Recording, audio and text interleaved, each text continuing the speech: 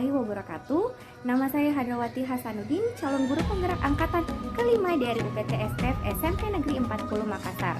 Video ini memuat tentang koneksi antar materi berupa kesimpulan dan juga refleksi dari modul 11 yaitu Filosofis Pendidikan Nasional Ki Hajar Dewantara.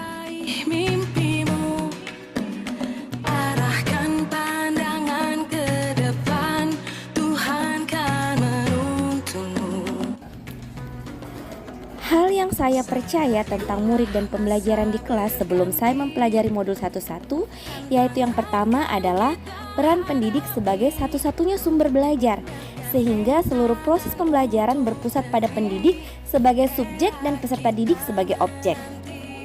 Yang kedua adalah model atau strategi serta media pembelajaran ditentukan oleh pendidik dan kurang memperhatikan bakat dan minat kebutuhan peserta didik. Yang ketiga adalah keberhasilan pembelajaran ditentukan dari nilai peserta didik.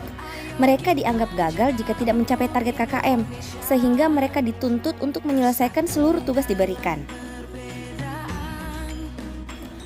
Selanjutnya yang keempat adalah penilaian berfokus pada kemampuan kognitif peserta didik dan menganggap aspek-aspek lain hanya sebagai pendukung.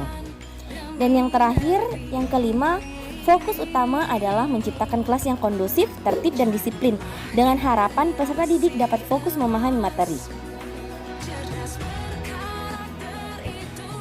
Selanjutnya, apa yang berubah dari pemikiran saya setelah mempelajari modul ini?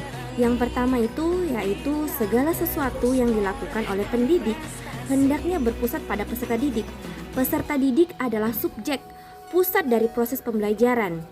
Fungsi pendidik sebagai pamong yang bertugas untuk menuntun peserta didik mencapai versi terbaik dari mereka. Yang kedua itu adalah setiap peserta didik itu unik dan spesial, tidak ada yang sama. Masing-masing memiliki potensi dan karakternya, sehingga sebagai pendidik hendaknya mendesain model pembelajaran yang dapat memfasilitasi minat, kebutuhan, dan gaya belajar mereka. Kemudian yang ketiga, belajar itu bukan suatu paksaan, belajar itu merdeka. Peserta didik hendaknya diberi kebebasan dan kemerdekaan dalam belajarnya, memberikan ruang seluas-luasnya untuk mengembangkan minat dan bakatnya.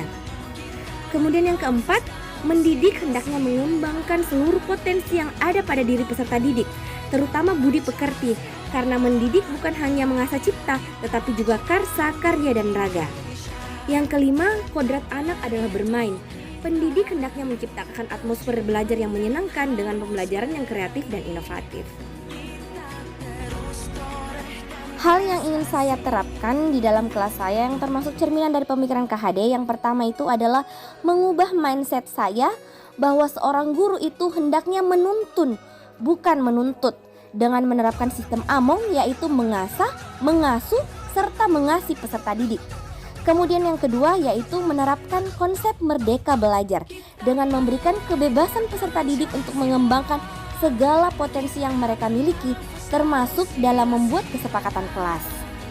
Yang ketiga, melakukan asesmen diagnosis sebelum merancang pembelajaran, sehingga saya dapat menciptakan model pembelajaran yang inovatif dan kreatif, serta dapat mendukung kebutuhan, minat, dan gaya belajar peserta didik. Selanjutnya yang keempat, mengembangkan pendidikan karakter peserta didik, yaitu budi pekerti serta menanamkan profil pelajar Pancasila serta nilai-nilai budaya positif lokal.